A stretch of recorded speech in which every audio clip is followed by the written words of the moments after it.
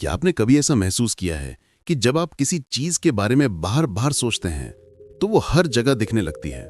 जैसे मान लो आपने तय किया कि अब मैं एक रॉयल एनफील्ड खरीदूंगा। अचानक अगले ही दिन सड़क पर जाते जाते वही बाइक हर जगह दिखने लगती है। इंस्टाग्राम पर एड्स, यूट्यूब शॉर्ट्स, यहां तक कि किसी दोस्त के पास भी वही मॉडल निकल आता है। कभी सोचा ऐसा क्यों होता है? क्या ये सिर्फ एक कोइंसिडेंस है या फिर इसके पीछे कोई छुपा हुआ मैकेनिज्म है जो चुपचाप आपके थॉट्स को रियलिटी में बदल रहा है? आज की वीडियो में हम उसी गहराई तक उतरने वाले हैं कि मैनिफेस्टेशन असल में काम कैसे करता है। और हाँ, बीच में मैं तुमसे एक सवाल पूछूंगा जिसका जवाब तुम कमेंट्स में जरूर देना, क्योंकि वही सवाल तय करेगा कि तुम्हारे लिए मैनिफेस्टेशन सच में काम करेगा या नहीं। साल 2006 में किताब आई द सीक्रेट, और कुछ महीनों में ही वो दुनिया भर में लाखों लोगों की जिंदगी बदलने लगी। उस किताब ने एक सिंपल कॉन्सेप्ट दिया, you attract what you think about most, यानी जैसा सोचो वैसा पाओ। इस किताब ने लॉ ऑफ अट्रैक्शन को इतना फेमस कर दिया कि आज हर दूसरा मोटिवेशनल वीडियो या रील इसी शब्द पर घूमती है, मैनिफेस्टेशन। लेकिन एक बात आज भी अधूरी है। अगर लॉ ऑफ अट्रैक्शन सच में एक यूनिवर्सल लॉ है, तो फिर क्यों कुछ लोगों के लिए इंस्टेंटली काम करता है और कुछ लोग सालों विजुलाइज करते रहते हैं पर कुछ नहीं बदलता? अगर ये सच में कोई जादू नहीं बल्कि एक प्रोसेस है, तो वो प्रोसेस आखिर चलती कैसे है? मैनिफेस्टेशन का असली मतलब सबसे पहले समझते हैं। मैनिफेस्टेशन है क्या? मैनिफेस्टेशन का मतलब बस सोचो और पालो नहीं है। ये एक मेंटल, इमोशनल और एनर्जेटिक अलाइनमेंट की प्रोसेस है। मतलब आपके थॉट्स, फीलिंग्स और बिलीव्स तीनों जब एक ही दिशा में काम करने लगते हैं तो आपके आसपास की रियलिटी उसी दिशा में बदलने लगती है। यहां ध्यान देने वाली बात है, आपका सबकॉन्शियस माइंड वही क्रिएट करता है जो आप महसूस करते हैं, सिर्फ वो नहीं जो आप कहते या सोचते हैं। मतलब अगर आप कहें कि मुझे बहुत अमीर बनना है, लेकिन अंदर से आपको लगता है कि मैं लायक नहीं हूं, तो आपका सबकॉन्शियस उसी डाउट को मैनिफेस्ट करेगा, ना कि पैसा। मैनिफेस्टेशन एक तरह से आपके अंदर की एनर्जी को आपके गोल्स के साथ सिंक्रोनाइज करना है, और यही सिंक्रोनाइजेशन रियलिटी में शेप लेती है। Science behind manifestation. अब साइंस की नजर से देखें तो हर बार जब आप किसी चीज की कल्पना करते हैं, आपका दिमाग उसके लिए एक नया न्यूरल पाथवे बनाता है। ये न्यूरल पाथवे बेसिकली एक नया रास्ता है जहां न्यूरॉन्स के बीच कम्युनिकेशन मजबूत होने लगता है। इसे कहते हैं न्यूरोप्लास्टिसिटी। न्यूरोप्लास्टिसिटी का मतलब है कि आपका दिमाग लगातार खुद को शेप कर सकता है, आपकी सोच, अनुभव और कल्पना के हिसाब से। एक रिसर्च में साइंटिस्ट्स ने 2 ग्रुप्स बनाए। एक ग्रुप रोज फिजिकल पियानो प्रैक्टिस करता था, दूसरा ग्रुप सिर्फ इमेजिनेशन में पियानो बजाता था। हैरानी की बात यह थी कि कुछ हफ्तों बाद दोनों ग्रुप्स के दिमाग में लगभग एक जैसे चेंजेस दिखे। मतलब हमारा ब्रेन इमेजिनेशन और रियलिटी में ज्यादा फर्क नहीं करता। तो जब आप विजुलाइज करते हैं, आपका ब्रेन उस इमेजिन एक्सपीरियंस को रियल मानकर उसी हिसाब से न्यूरॉन्स कनेक्ट करता है, और यही न्यूरॉन्स आपके एक्शंस, मोटिवेशन और परसेप्शन को गाइड करते हैं। धीरे धीरे आपका बिहेवियर उसी दिशा में मूव करने लगता है जिस दिशा में आपने इमेजिन किया था। The hidden algorithm, RAS।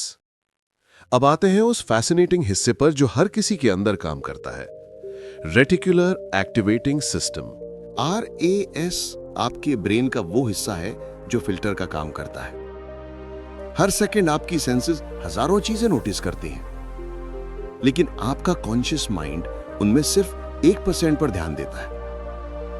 अब वो 1% क्या होगा, ये डिसाइड करता है आपका RAS।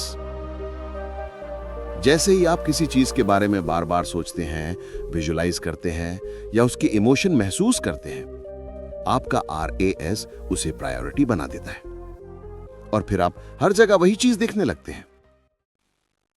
उदाहरण के लिए, मान लो आपने सोचा कि मुझे एक नई रेड कलर की कार चाहिए।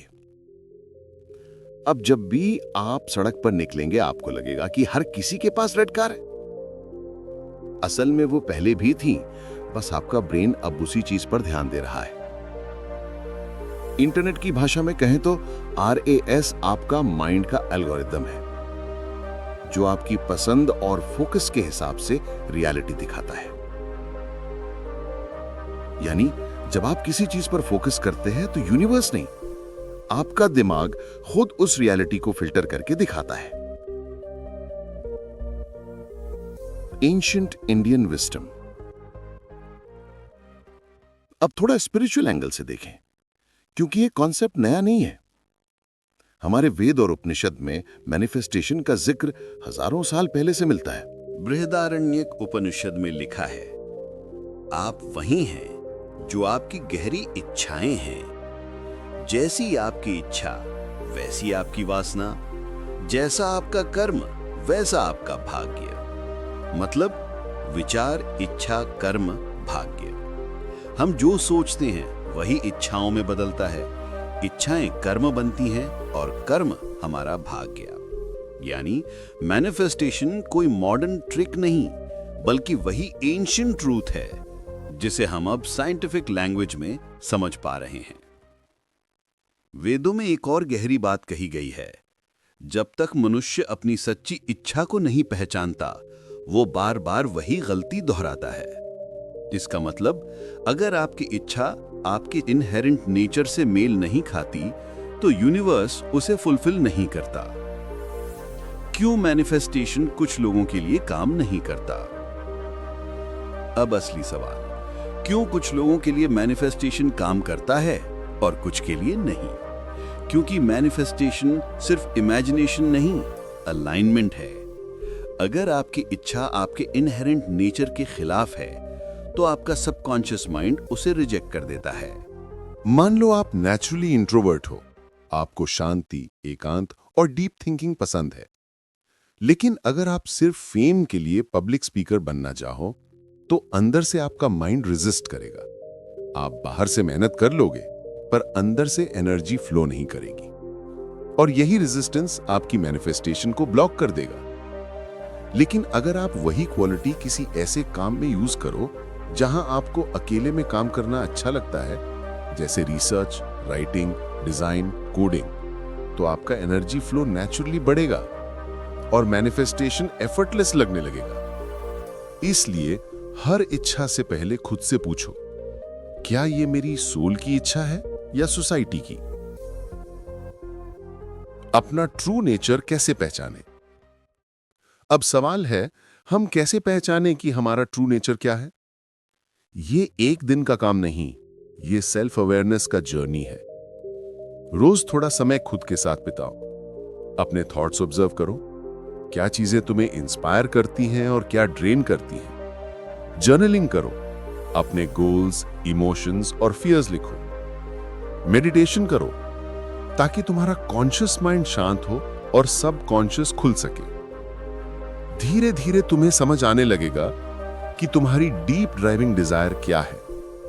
वो डिजायर जो तुम्हें एक्साइटमेंट और शांति दोनों देती है, वो तुम्हारा इनहेरेंट नेचर है।